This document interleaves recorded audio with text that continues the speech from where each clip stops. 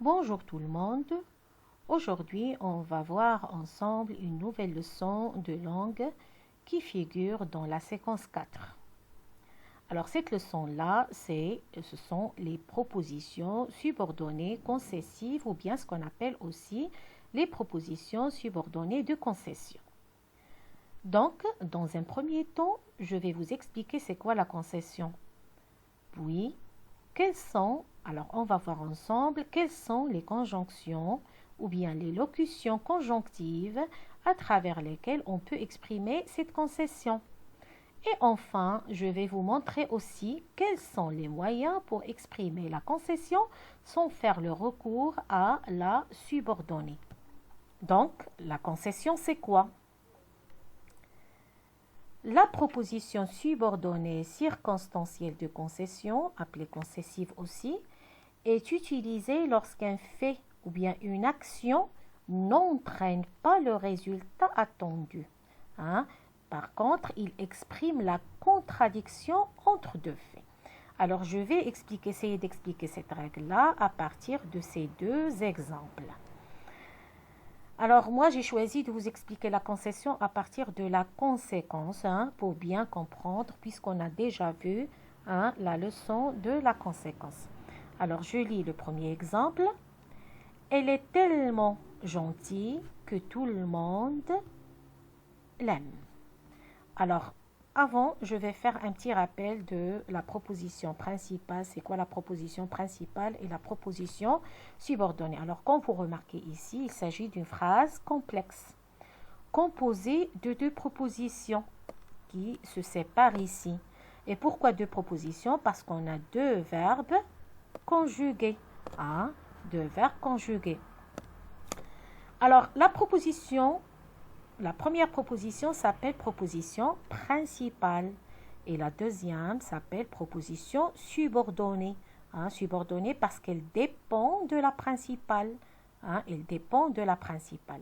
Cette proposition subordonnée est reliée à la principale par la conjonction de subordination que. Alors, cette proposition subordonnée, quelle est sa fonction? Quel est son rôle dans la phrase?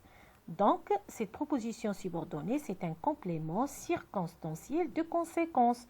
Pourquoi?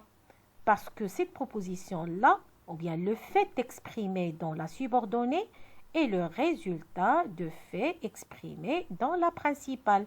Ça veut dire, elle est gentille. Quel est le résultat? Tout le monde va l'aimer. Donc, c'est un résultat logique. C'est la conséquence.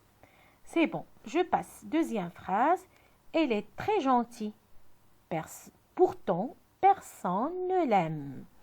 Je répète, elle est très gentille. Pourtant, personne ne l'aime. Alors, regardez la principale. Elle est gentille. Alors, ici, la première proposition, elle est gentille. La deuxième, personne ne l'aime. Alors, la première, elle est gentille. Personne ne l'aime. Est-ce qu'il s'agit ici du résultat attendu, d'un résultat logique? Non. Mais, au contraire, ce sont des résultats contradictoires. Alors, comment elle est gentille et personne ne va l'aimer? Donc, ce sont deux faits qui sont contradictoires. Alors, ici, donc ça, c'est ici, j'ai la concession. Donc, c'est quoi la concession? Alors, dans la première phrase, c'est la conséquence. Dans la deuxième, c'est la concession. Donc, c'est quoi la concession? Donc, la concession, lorsqu'un fait ou bien une action n'entraîne pas le résultat attendu, comme dans cet exemple-là. Alors, il est gentil. Personne ne l'aime. Ce n'est pas un résultat attendu. Bien sûr, puisqu'elle est gentille, le résultat attendu, c'est que tout le monde va l'aimer. Donc, ici, alors, le fait de ne pas l'aimer est contradictoire, est contraire, ou bien exprime un contraste par rapport au fait exprimé dans la principale. On passe maintenant aux conjonctions, bien locutions qui servent à exprimer la concession. Alors, il y a des expressions qui demandent l'indicatif, d'autres subjonctifs, d'autres conditionnels, infinitifs et ainsi de suite. Alors, on va commencer par les expressions qui impliquent l'indicatif, le mode indicatif comme même si, alors que, bien sûr, il y en a d'autres. Alors, j'ai deux exemples ici. Un exemple avec même si, l'autre avec alors que. Alors, même s'il pleuvait des cordes, le match n'a pas été reporté. Donc, il pleuvait des cordes, ça veut dire il pleuvait très fort. Alors, normalement, résultat attendu, il pleuvait très fort, donc le match sera annulé. Mais ici, il y a une contradiction entre les deux faits. Même s'il pleuvait des cordes, le match n'a pas été reporté. C'est bon. Deuxième phrase, il va voyager en France alors qu'on lui a conseillé l'Italie. Alors, bien sûr, lui, il va voyager en France et nous, on lui a conseillé l'Italie. Donc, il y a une contradiction entre les deux faits. Et pour exprimer cette contradiction-là, on a utilisé l'expression alors que qui demande l'indicatif. Alors ici, vous pouvez remarquer qu'on a utilisé l'imparfait, le passé composé, le futur proche. Ce sont tous des temps de l'indicatif. Je passe les expressions qui demandent le subjonctif. On a bien que, quoique, encore que. Alors les exemples, quoi qu'il fasse. Alors quand vous remarquez ici, on a utilisé le subjonctif après l'expression quoique. Le subjonctif ici du verbe faire. Quoi qu'il fasse jour, cette voiture roule avec les phares. Normalement, on roule avec les phares pendant la nuit, ce n'est pas pendant le jour. Alors ici, vous remarquez bien qu'il y a une contradiction. Quoi qu'il fasse jour, cette voiture roule avec les phares. Deuxième exemple, la situation de notre pays est sérieuse, encore que celle de nos voisins soit pire. Alors, la situation de notre pays est sérieuse, celle de nos voisins soit pire. Alors, vous remarquez ici l'utilisation de subjonctif, de verbe être ici. Alors, je répète, la situation de notre pays est sérieuse, celle de nos voisins est pire. Donc, il y a une contradiction entre le fait exprimé dans la principale et celui qui est exprimé dans la subordonnée. Je passe les expressions qui impliquent le conditionnel. Il y a l'expression combien même. Alors l'exemple, combien même Julien insisterait. Alors vous remarquez ici, on a conjugué le verbe insister au conditionnel. On l'a accordé avec Julien. Combien même Julien insisterait, ses parents seraient différents. C'est bon? Alors, je passe l'infinitif, l'expression, toujours avec l'expression avoir beau.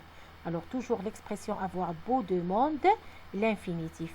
J'ai beau essayer. Alors, vous remarquez ici, l'infinitif qui suit l'expression avoir beau.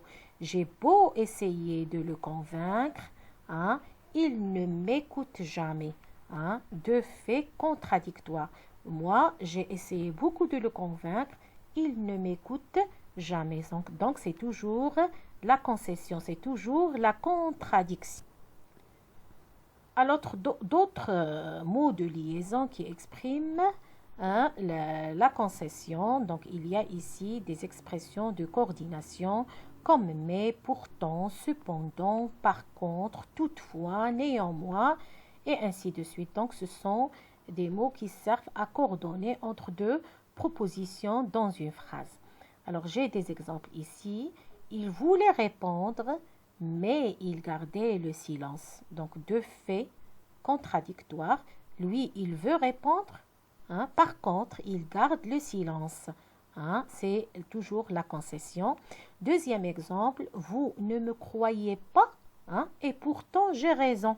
Alors, vous ne croyez pas, et pourtant j'ai raison. Donc, deux faits encore contradictoires ou bien opposés. Nous avons passé un bon week-end. Toutefois, nous n'avons pas pu aller à la plage. Donc, toujours une opposition entre le fait exprimé dans la subordonnée et dans la principale.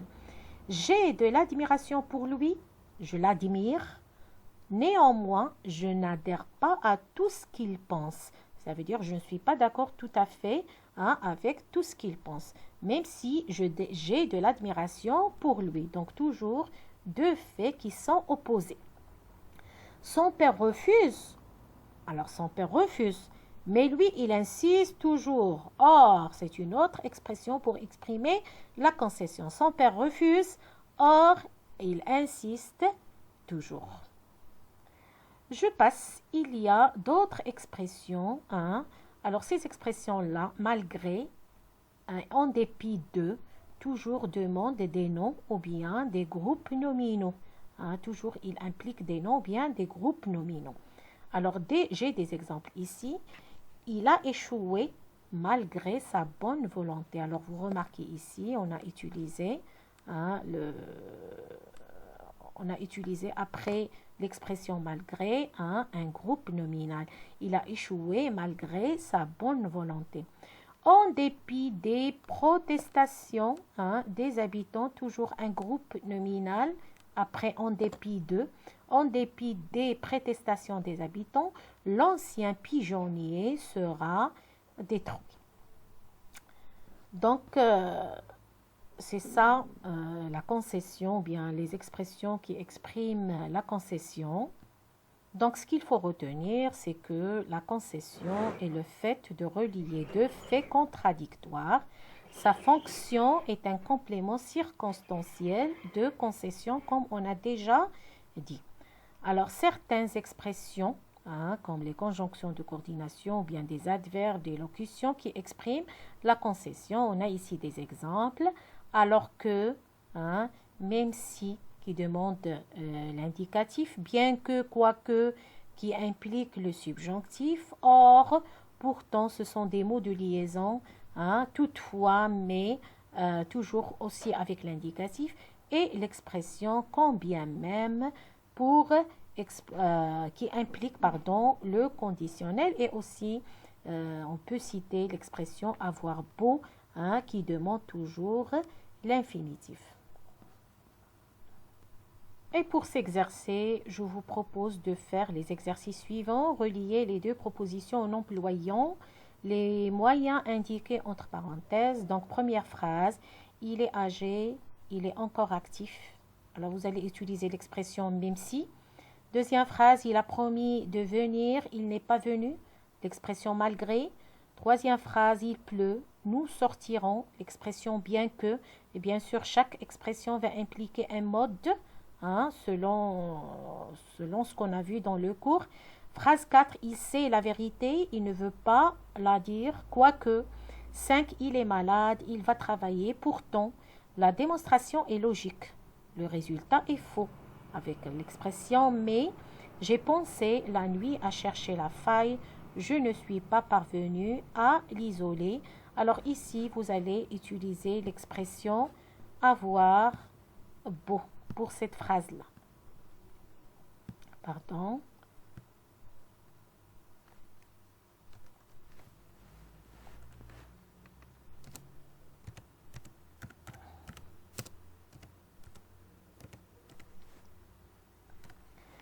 Et notre séance touche à sa fin. On se verra, Inch'Allah, la séance prochaine. Merci de votre attention.